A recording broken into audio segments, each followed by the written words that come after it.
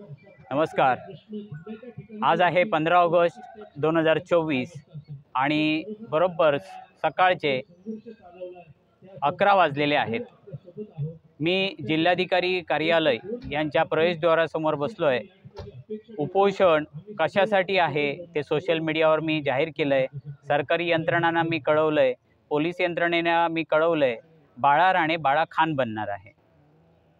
त्याला बाळा खान बनण्याची इच्छा नाही आहे, पण त्याची कारणं काय आहेत, काय विषय आहे, आज सकाळच्या टप्प्यात मी काही बोलणार नाही।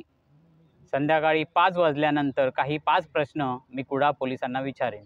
त्याची लेखी उत्तरं मला मिळाली आणि ती जर समाधानकारक मिळाली तर मी शांतपणे माझ्या घरी जाईन आणि उरलेले काय प्रश्न असतील, माझे प्रश्न तर बरेच आहेत, उरलेले प्रश्न आहेत ते पालकमंत्र्यांचा जो काही पुढचा जनता दरबार आहे त्याच्यात मी सोडवून घेण्याचा मी प्रयत्न करीन।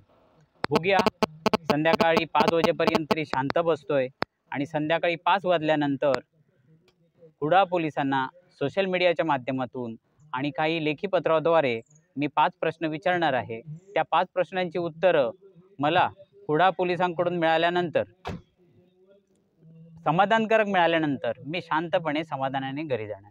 मी यापूर्वीच उपोषणाच्या अगोदरच जे काही व्हिडिओ केले त्याच्यात मी कळवलंय, हे उपोषण जाती धर्मात तेढ करण्यासाठी नसून राष्ट्रीय सुरक्षेला बाधा करणारे जो कोणी रोहिंगे मुस्लिम अनधिकृतपणे घुसलेले आमच्यासारख्यांना जाणवत आहेत।